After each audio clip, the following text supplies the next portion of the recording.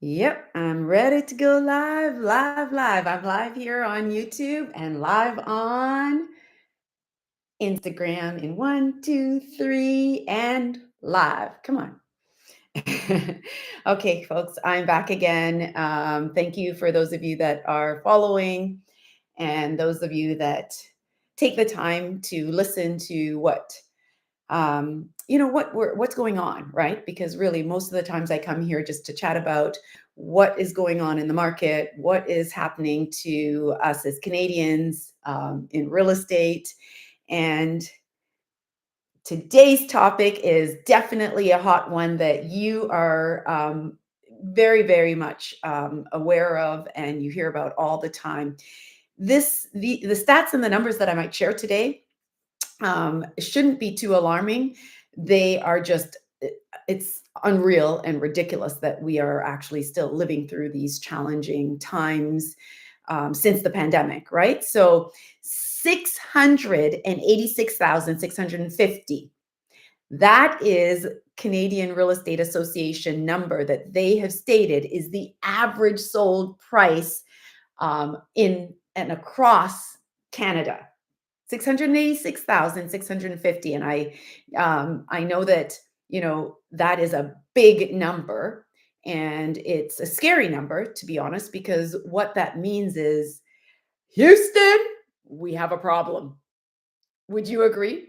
The Canadian housing market, what the hell is going on? 686,650. Like, I remember when we could buy, and I'm going to talk about it a little bit later today, when we could buy houses for 200 something thousand dollars, and where I thought $200,000 homes were like so expensive. In fact, I remember when I first was looking at buying my first home with like my first home before I bought my own. I ended up, trying to think of how could I get into the market before without waiting time, and I was trying to partner with my sister at the time, and we were looking at buying, like, I don't know, like a 3,500 square foot home for like 300,000.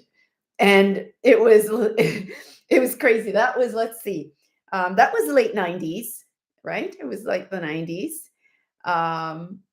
No, sorry, that was back in the early 90s, like, so before 1990. I would say that would be like around maybe 1995 or 93. Anyhow, it was a time where I just thought that what it was, homes then were like, that was like a mansion, right? Today, buying a $686,650 home is not exactly it's probably not even always a home, depending on where you are, because I will tell you that that number is average across Canada. But if you come to Ontario, where we live in Toronto, the Greater Toronto area, and probably even in Toronto, greater, but definitely in Ontario, that becomes 887,290. $887,290 is what the average price is in Ontario. So, not exactly better. It's actually worse. Ontario is one of the more expensive ones. And let's go to across the country to BC, British Columbia. So we're heading west now. And the price now becomes 913,471 as the average. This is Canadian Real Estate Association telling us these prices. So I'm not making these numbers up. I didn't just pull them out of thin air. I did some research, and those numbers are scary. Would you agree? If homes, average home is 686,000. The average in Ontario is 887,000, and the average in British Columbia is 913,000. Where is it that our government and this market and this current times, where do they see the average person being able to afford that? Because think of the income that you have to earn in order to be able to generate that kind of qualify for that kind of loan, or be able to get qualified. Like, you're not looking at one income, or probably two, unless those incomes are like six figure incomes, right? And What are you doing when you pay 5% down on $1 million purchase? 5% down on $1 million purchase. Oh my gosh. That is nothing. People, your mortgage will be so big and the payments will be so high. And I'm going to talk to things that made mortgage payments and mortgages so much higher, like interest rates, right? That it's crazy and scary, right? Thank you for those of you that are joining and listening, and for those of you that listen later. Okay, I mean, I may be depressing people today and sharing depressing stats, but I'm just really I'm not the person who created these numbers. I'm just the person that is providing you with the knowledge. And of course, we're going to have to figure out what are the solutions and what can we do. So in 2020, that average number of 686 across Canada was 500,000. So, in a few short years, we've almost, gone up 200,000. And let's think, people, how many people's incomes have gone up by, I don't know, 10,000, let alone, 100 or 200,000? Probably most people, even when they get a pay raise or an increase in pay, it's likely insignificant or trivial, maybe not even enough to make a difference in terms of dollar value on your paycheck. Maybe another $10 each pay period, or $20. I don't know. Like, I don't work full time at a job anymore. I'm working for myself. I'm an entrepreneur, self-employed, which sometimes is actually scary in itself, especially in these current times. But I'll just tell you that I can't imagine that anyone's pay has increased enough to warrant this almost $200,000 increase average price of homes in Canada. So, despite the fact that house prices have come down since 2022, because home prices were falling and dropping since 2022 because the interest rates started going up substantially, right? We went from rates that were, at 2% or maybe even less, depending on when you got that rate, or if you got a discount and you locked it in, to 7, 8, 9%, interest rates on your mortgage. And I can attest to that because I've had I have mortgages that I'm trying to, help get a better rate, because it's like 9.49 or, 7.89. Like, I had ridiculous mortgage rates where I went from twos to like 7.89. And, it's like, if you've been feeling like that, struggling, and it's like choking and tightening around your neck, that's me, that's you, and that's so many of us in the last, I would say, the last 2 years, right? Because really, when did the rate start going up? I think it was, the interest rate started going up like March 2022 to about the summer of 2020, July 2023. So that time was, it was a scary time. I kept thinking, oh no, they're going to come down in about a year or so. Instead of coming down in a year or so, they kept going up in that year.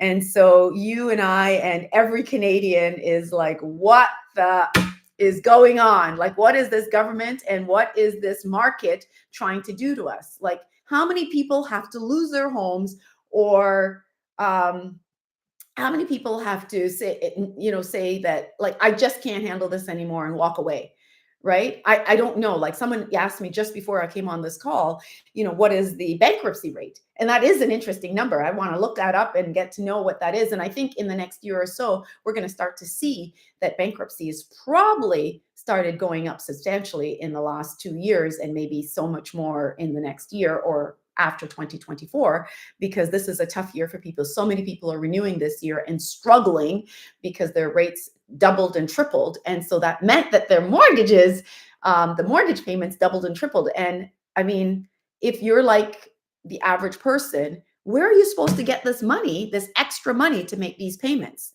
right? Where is the money coming from? Your rents have definitely gone up. I know rents are up. I'm sorry. So all those people that are out there struggling, you're struggling not because of owners or investors. You're struggling because of what the Canadian government is doing to Canadians. And if their mortgage payments have increased substantially, well, guess what? And the supply of an inventory of homes are so there's so little, then naturally the rents are going to go up, right? The cost of living has gone up. Everything has gone up. So I think that we've seen record highs. I think I've said to you, and I don't want you to forget the numbers. 887,000 is the average in Ontario of home prices. And so that means that for most people, they're not going to be able to afford or buy a home, and definitely not on their own. And I'm not here to depress. I'm telling you that you can still do it. You just can't do it on your own. And you definitely can't unless your income is, I don't know, 300,000 or something, right? Like if you have a big six-figure income, then yeah, you can do it. You could probably spend a good chunk of your money and your income towards taking care of your mortgage and your taxes and your, associated costs with that property. But if you're the average person, you're probably not going to be able to go out and buy that home or buy that property. Especially if you're in, the two highest areas in Canada, British Columbia and Ontario, right? So, but, in my personal experience, okay, before I actually started getting into real estate, I never saw real estate as the way that I would use to build wealth, as the way that I would create an income source. I was a former school teacher, and the way I thought really of building wealth was I thought that I could save and do it. And a couple years into teaching, I realized I couldn't save. It was too hard to save, especially because I bought my first home before I even started my first job. I know, yeah, those days existed. They're not that long ago, but actually, they're quite a few years back. It was in the 90s. Before I actually started my first job, I was able to qualify for a property. And property prices, I bought my first home in Mississauga for 100 grand, for 100,000. So I know that what I'm seeing today is insanity. And this is why I'm saying to you, Houston, we have a problem. The Canadian housing market has gone berserk and crazy. And I'm thinking, what the hell? What do you expect of Canadians? How are they going to be able to afford homes? And how are they going to be able to sustain living in a home today? Because it's not just being able to afford and get in. The people that are in are also struggling to afford because the mortgage payments and the interest rates now don't align with people's income and people's ability to pay and afford them, and with the ability to generate rental income. So if you are an owner, right, because I'm thinking some of you probably aren't just trying to get your first home. Some of you actually own your first, and you've bought secondary homes that you're using to build wealth. Because back in the early 2000s, when I was looking for ways to build wealth, all my research led me to real estate. And that's why I eventually left teaching, which I loved, because I knew I couldn't save enough to build any wealth and amass wealth. And, as I started to get married and have a family, I wanted to be able to not struggle. And so when I got married back in 2003, and I started building my family with my husband, I was looking for ways to build wealth, ways to, and I always wanted to be in business for myself anyways. And so, real estate gave me that opportunity. And I'm not a real estate agent or a realtor. I'm an investor and an entrepreneur. And so that's how I've used real estate. I've used it as a wealth building tool, because back in the early 2000s, when I was looking at it, and I did this presentation and I thought, everyone's going to love this. And I know it's just our way, when we discover something amazing, we want to share it with everyone, right? And so I put together this PowerPoint presentation. Yes, PowerPoint is dated in me, right? Presentation because I'd read Rich Dad, Poor Dad. I'd read David Bach's book, The Automatic Millionaire, Homeowner. And I was like, oh my God, I can use real estate to become a millionaire, right? And homes didn't cost $1 million then. Like, the homes that I was buying didn't cost $1 million then. And so I thought, I showed people, like, look, this is in Brampton. If you buy 5 of these homes that are just like a little over 200,000, you're going to be a millionaire, right? And you could amass $1 million in ownership if you did this. And if you can't do it singularly, don't worry, let's do it together. And I was really excited about this. I was like, oh, yeah, everybody's going to love this. And I called on my neighbors, my friends, my family, and I just invited them over to my home, the first home that I had purchased with my husband here in Brampton. And this was like 2005. And people loved it. They thought, yeah, that's great, Andrea, but I don't want to take that kind of risk. And these were people that were already homeowners. So I was saying to them, we're already homeowners. We can actually use some of what we own to help buy additionally. Even if you don't want to do it together, use it to do it for yourself. Well, only two people that I can think of listened to me. One was my really good friend, who then partnered with me and did additional purchases, and then one other person did it for themselves. So that was 2005, and you could buy like detached homes, semi-detached homes in Brampton, depending on what size and neighborhood that you were trying to be in, for like 200,000. So it's changed substantially, and today what you can buy with 200,000 is not much. A couple years ago when I closed a condo in Toronto and we wanted to buy a second parking space, the second parking space was like like almost 100,000. It was like 90 something thousand for a second parking space. It's not a garage. It's not even a space that I can own and put things in. All I could do is park my car in it. So it's in a condo. And so you can see where we've gone from, being able to buy homes, like my first home at 100,000 in Mississauga, to, buying homes in Brampton, a few, like in the mid 2000s, early 1990s, I could buy that house in Mississauga for like 100,000. In the early to mid 2000s, 2005 or so, you could buy homes in Brampton for 200,000. And today, fast forward 2024, those same homes are selling for like 800, 900,000. What is happening? Come on. I mean, like, the price of homes have like gone, like, I think the stats show that in hot markets like Toronto and Vancouver, the price of homes have increased by 450% in Toronto and 490% in Vancouver. Scary. Has your income increased by like more than 5 or 10%? I mean, I don't even know if most people's income outpace inflation. And inflation, they just said about a month or so ago in July that inflation is now at 2.5%. And I know that even as I own properties over the years, I will tell you that the inflation rate has always been around, I don't know, 3%, 3%. And my increase on my rents have typically been about 1% or so. The most that I've seen, the increase on rents that I can make for my properties, and I'm just telling you because it was very hard to keep pace with inflation. The rate that you can increase by, the max I've seen it is this past past couple of years, where it's been like over 2%. It's typically well under 2% that you can increase rates for rents. And that's, not to say that rents haven't increased substantially, and that, but if you have someone that's a tenant and they've been a tenant for more than a year or 2 or 3, you can only increase rent by that percentage that's, set by the government. So it's not a lot, and it's not enough to keep pace with increasing taxes on your property, insurance, interest rates on your mortgage.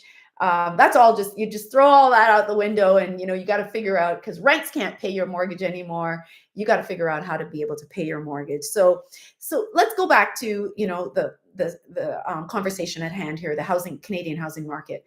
It's been a lot of factors have been affecting the market, including the interest rates, immigration. It's not one that is people always want to talk about and address, but it's a big factor. Naturally, supply and demand. So, like when I think of supply and demand, think about it.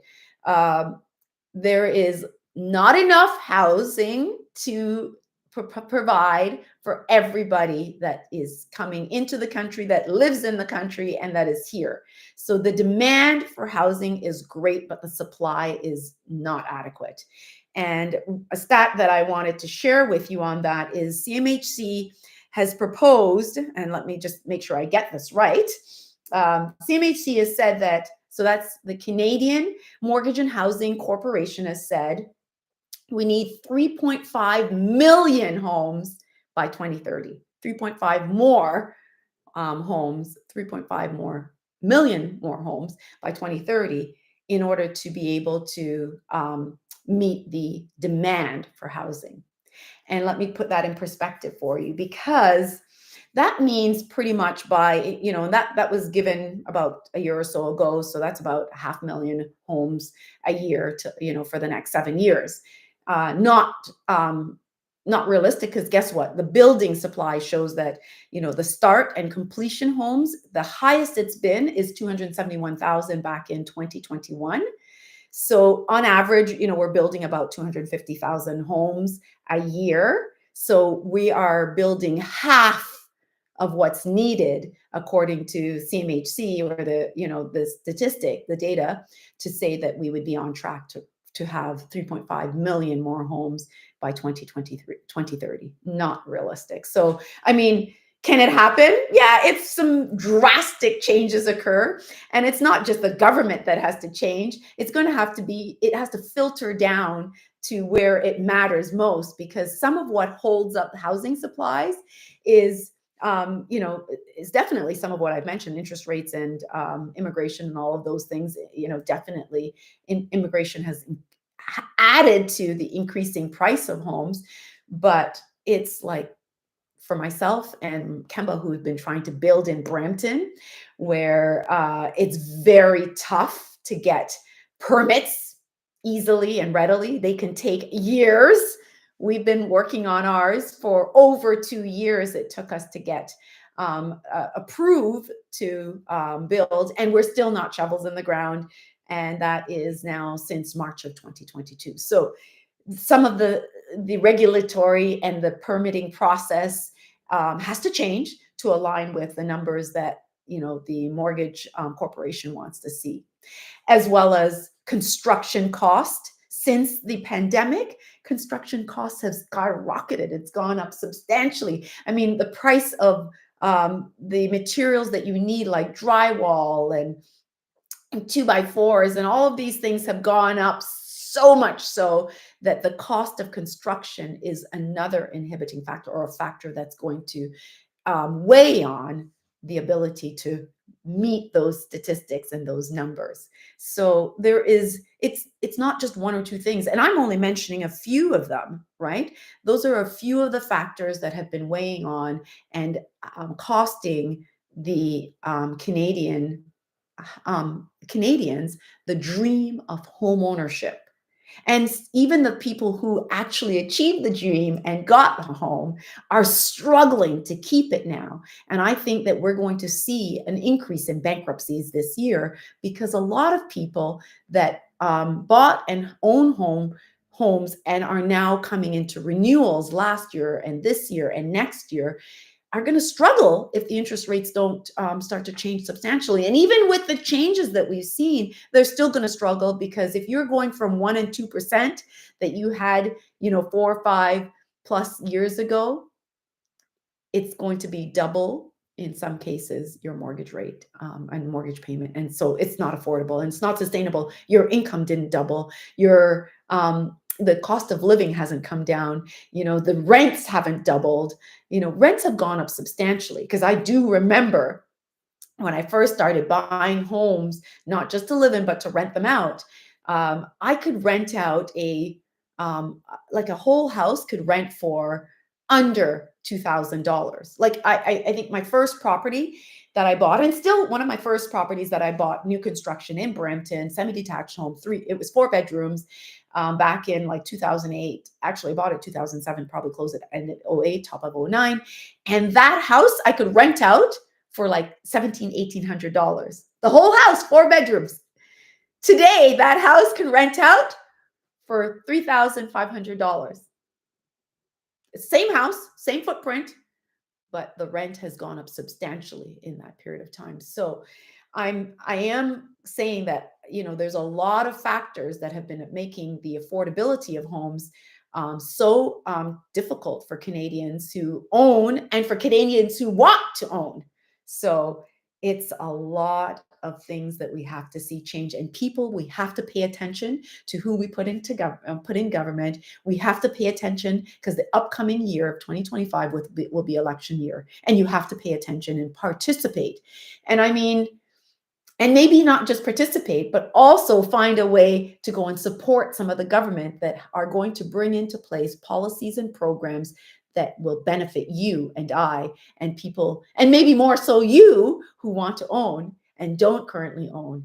Pay attention. If you can vote, and even if you can't vote, go and help to create people that can vote to support the parties that you want to. Because I know that the next election, it's all about strategy for me. It's going to be about strategy because I there I want to see a new government. I want to see someone in power that can make changes to make this life that I have loved here in Canada for so many years.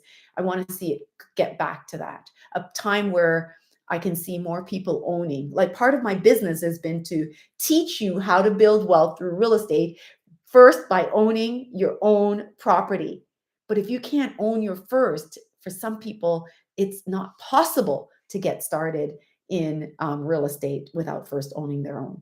Because saving, 100, 200, 100, 150,000 to buy a $700,000-$800,000 home is not reasonable, because even if you could put 5% down, it's not affordable. So you're going to have to try and get to that 10 and 20% marker to make it affordable, unless you're doing it, as I said, we're going to try and teach you how to do creative and some unconventional ways.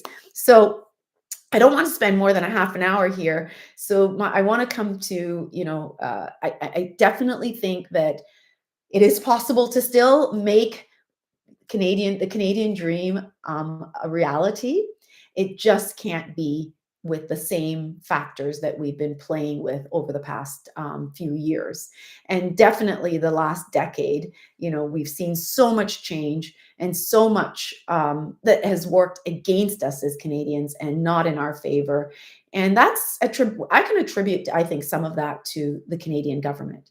And so we have to look at how immigration has affected this process and how we can increase the supply of homes. And that means changing some of the ways that the government, the cities, approve permits and allow builders and developers to create more housing, create more affordable housing too, because we can create more housing, but some of it needs to be affordable so that the first time buyer can get into the market. They can do it with possibly 5% down, because that is available. But if you want to learn more, so let's wrap up. So some of the things that have affected the ability to afford homes in Canada is the increased interest rates. It absolutely is.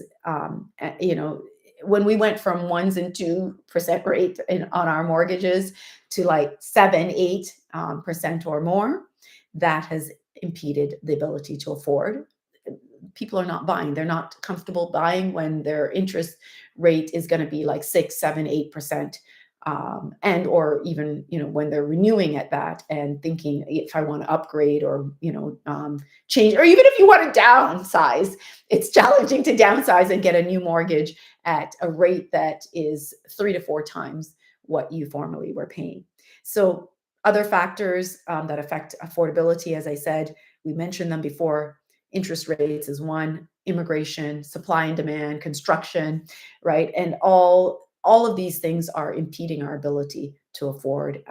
Employment levels, so many people I know lost their jobs or changed jobs because they weren't making enough and they were trying to get greater income, to afford the increases in life, right? Groceries, gas, automobile, housing, right? So those are all things that have made it challenging to be a homeowner, to get into the market, and to remain a homeowner.